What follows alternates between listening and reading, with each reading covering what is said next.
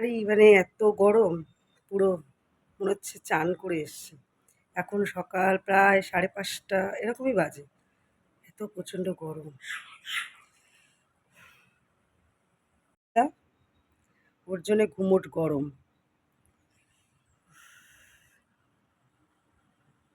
দাপাদাপি গরম। তো বন্ধুরা দেখতে থাকো ছোট একটা মিনি ব্লগ।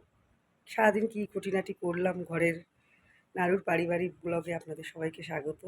তো চলুন ঝটপট কাজ করে নিই। গরমে যত সকাল সকাল উঠে কাজ করা যায় ততই ভালো।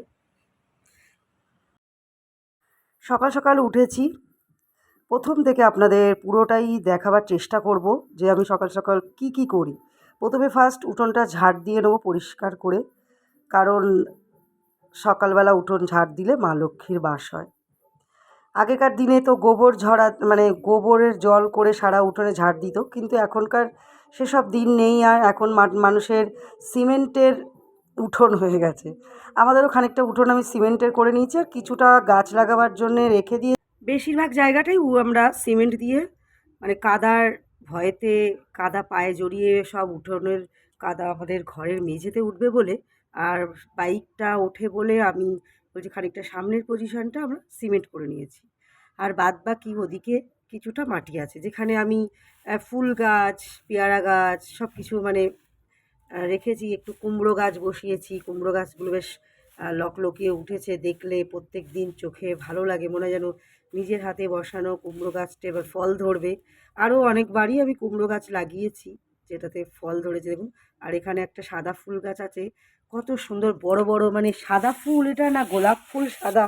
আমার নিজেরই মানে এত ভালো লাগে, আমি সারাদিন গাছগুলোর দিকে দেখে নিজের মানে মনের ভিতরে একটা শান্তি। এই দেখুন কুমড়ো গাছটা দেখাচ্ছি দেখুন, এখানে দুখানা কুমড়ো গাছ আছে, একটা একটু ছোট সবে উঠছে, আর একটা বেশ বড় হয়েছে, কিছুদিনের মধ্যেই ফুল দেবে, দিয়ে ফলের যে আসে সেটা হবে আর কি। আবার হয়ে গেল পুরো, এই যে এদিকে একটুখানি সিমেন্ট করে নিয়েছি, আর আমাদের চারিপাশটা মানে সবুজে সবুজ। তারপর সিঁড়িটা জল দিয়ে ধুয়ে দিলাম, কারণ সারাদিন আপনার কুকুর টুকুর আসে, তাও সারাদিন এটা ওটা চড়তে থাকে। সবসময় বলে মেন দরজা সবসময় পরিষ্কার রাখলে ঘরে লক্ষ্মীর বাস হয়।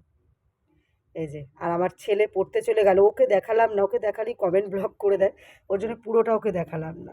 এবার প্রত্যেকটা ঘর সুন্দর করে পরিষ্কার করে মুছে নেব। গৃহিণীর যে প্রত্যেক দিনের কাজ সেটাই আপনাদের সাথে শেয়ার করছি। আর বিশেষ করে আমার ক্যামেরা ধরার কেউ নেই, আমাকেই একা স্ট্যান্ডে রেখে সব কিছু বারে বারে জায়গা চেঞ্জ করে করে ভিডিও করতে হয়। এই যে খাটের তলাতেই পরিষ্কার করে নিচ্ছি, যাতে খাটের তলাটা মানে পরিষ্কার থাকলে না মনটা বেশি পরিষ্কার থাকে। আমার ভালো লাগে না খাটের তলায় যদি একটা কিছু থাকে। আর আমার ছেলের অভ্যাস আছে খাটের তলার মধ্যে গিয়ে ঢুকে গড়াগড়ি খাওয়ার। এবার ঘরবাড়ি বারান্দা সব পরিষ্কার করে মুছে এবার বেসিন আর গ্যাসটাও মুছে নেব। রাত্রিবেলা রান্না করেছি, একবার দুপুরে তো মুছে নিই, আর একবার রাত্রিবেলা যদি কেউ ধরুন চা করি বা টুকটাক এটা ওটা করি, তখন আবার নোংরা হয়। তার জন্য সুন্দর করে আবার বেসিনটাও পরিষ্কার করে নিলাম। এগুলো তো বলার কিছু নেই, এগুলো তো রোজের কাজ, আমাদের গৃহিণীদের রোজের কাজ। তবু আমি আপনাদের সাথে শেয়ার করতে পারলে, একা একা থাকি তো মনে হয় যেন আমি ভালো লাগবে।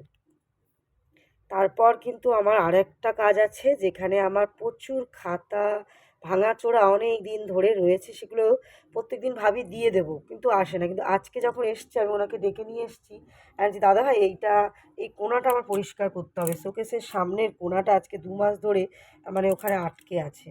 তো আপনি একটুখানি এগুলো নিয়ে যান, আর আমার মানে কোণাটা পরিষ্কার করে ফেলি। আমি আর মানে ভালো লাগছে না, প্রত্যেকদিনই আমি দেখি আর নিঃশ্বাস ফেলি যে কবে এই কোণাটা পরিষ্কার হবে। এখানে কিছু প্লাস্টিকের ভাঙাচোরা জিনিস ছিল, আর রুদ্রর আগের বছর, তার আগের বছরের অনেক খাতা যে বাড়িতে প্র্যাকটিস করতো সব, সেসব জিনিস সব বিক্রি করে দিয়ে দেখুন কত বাসন। আর এই বাসনগুলো কিন্তু সব আমার সারাদিনের না, আমার কিছু বাসন এই ঝুড়িতে ছিল, সেই বাসনগুলো কী হয়েছে প্রত্যেক দিন রাখার ফলে কেমন একটা সাদা সাদা হয়ে গেছে, সেগুলোকেও ধুয়ে নিয়েছি। এই যে আম, আমার বাপের বাড়ি থেকে দিয়ে গেছে আমগুলো, গাছ পাকা আম।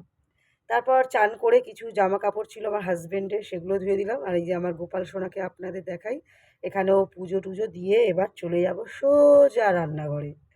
রান্নাঘরে প্রত্যেকটা জিনিস অফ ক্যামেরাই করেছি, কেন আমি কাটা কুটা সবজি, আমার কেউ ক্যামেরা ধরার নেই, তাই আমি সবজি কেটে কুটে আপনাদেরকে দেখাচ্ছি। এদিকে কেটে নিয়েছি বেগুন আলু কুমড়ো, পুঁই শাক দিয়ে একটা চিংড়ি মাছ দিয়ে তরকারি হবে, ওর বাবা দিয়ে গেছে সকালবেলা এসে বাজারগুলো, মানে মাছ আর মাংসটা দিয়ে গেছে। এই যে চিংড়ি মাছটা পুঁই শাক দিয়ে হবে বলে দিয়ে গেছে। আর মাংস আলু দিয়ে কষা কষা তরকারি হবে। সব কেটে আমি রেডি করে গুছিয়ে নিয়েছি একের পর এক। আর ভাতটা আমি একটু আগে করে নিয়েছিলাম, কারণ আমার রুদ্র পড়ে এসে নুডলসই খায় বেশিরভাগ দিন। মাঝে মাঝে ওকে একটু আলু সিদ্ধ, ডিম সিদ্ধ ঘি দিয়ে করে দিলে পেটটাও ভরে। এখন গরমের ছুটি চলছে। আর এদিকে পুঁই শাকটা কেটে ভিজিয়ে জল থেকে ধুয়ে সুন্দর করে তুলে নিয়েছি। আর পুঁই শাকটা খুব মোটা মোটা জুসি ছিল, মানে কেটেও আরাম পেলাম। তারপর পুঁই শাকটা বসিয়ে দিলাম। অনেক বেলা হয়ে গেছে বন্ধুরা। আর সব কিছু তো অফ ক্যামেরাতেই প্রায় করে নিচ্ছি, তাহলে না হলে আমার ভিডিওটা অনেক বড় হয়ে যাবে। আজকালকার ৭, ৮, ৯ মিনিটের মধ্যেই ভিডিও দেওয়ার নিয়ম আছে। এর বেশি ভিডিও কেউ দেখতে চায় না। তো আগে কুমড়োর শাকটা বসিয়ে দিয়েছি। আর এদিকে দেখুন, কাল থেকে অনেক জামাকাপড় কাচা ছিল, সেগুলো গুছিয়ে উঠতে পারিনি। তো এক এক করে গুছিয়ে নেব। এদিকে ছেলেকেও বলছি গরমের ছুটির ক্লাস টেস্টগুলো সব করে নে। এদিকে ওর বাবা তারপর এসেও গেছে, আমার রান্না তো এখনও চলছে। তার বাবাকে একটুখানি বললাম যে তুমি চলো পুকুর থেকে স্নান করে এসো, একটা আর একটা কম্বল আছে একটু ধুয়ে নিয়ে আসতে হবে আমাদের। আর একটা পা মোছাও ধোয়ার আছে। এই যে ছেলে দেখুন না কত জেলি, থামস আপ নিয়ে এসছে ওর বাবার সাথে গিয়ে, সেটা দেখাচ্ছে। মানে খুব আনন্দ যেটা বাচ্চাদের হয় আর কি। তো তারপর চলে গেলাম একটু পুকুরে স্নান করতে। আমি করিনি, আমি ক্যামেরা করছিলাম। ওরা দুজনে মিলে স্নান করছিল। আমার হাসব্যান্ড কম্বলটা ধুয়ে, আর আমি পা মোছাটা আমিই ধুয়েছি। কম্বলটা দুজনে মিলে না ধুলে একদমই হবে না, খুব ভারী হয়ে যায়। এটা ধোয়ার কারণ আছে। এটা ধোয়াই ছিল, কিন্তু অনেকদিন বাইরে ছিল, তো আমার মনটার মধ্যে মনে হচ্ছে ধুর ধুলোবালি, ঝড় হলো, তা চলো আরেকবার ধুয়ে নিয়ে আমি ব্ল্যাঙ্কেটে মানে এই বাক্সের মধ্যে তুলে দেবো, বড় বাক্স আছে। তার মধ্যে এই কথা বলতে বলতে সব কিছু রান্না শেষ করেছি, আপনাদের একবার দেখিয়ে দিলাম। ভাত, ওদিকে পুঁই শাকের তরকারি, মাংস, আর বাপের বাড়ি থেকে আম দিয়ে গেছিলো, 3টে আম ভিজিয়ে রেখে দিয়েছি 3 জনের জন্যে। তারপরে আমরা খেতে বসে গেলাম। পেঁয়াজ কেটে নিয়েছি। মাংস বা ডিম, সোয়াবিন হলে আমরা প্রায় প্রতিনিয়ত পেঁয়াজই খেয়ে থাকি। শুধু মাছের ঝোল হলে আমরা পেঁয়াজটা খাই না। এই যে আমরা খেতে বসে গেছি বন্ধুরা, তোমরাও খেয়ে নিও। বেলা করবে না। আর আমার বিট্টু সোনা, আমরা খেতে বসলে ওকে ঘরে না নিয়ে আসলে খুব চেঁচামেচি করে। ওকে একটু করে ১-২ দানা ভাত দিই। মনে হয় যেন আমরা খাচ্ছি, ওকে দেবো না? সবাই ভালো থাকবে। আর ব্লগটা ভালো লাগলে লাইক, কমেন্ট, শেয়ার করে দিও। Bye, by.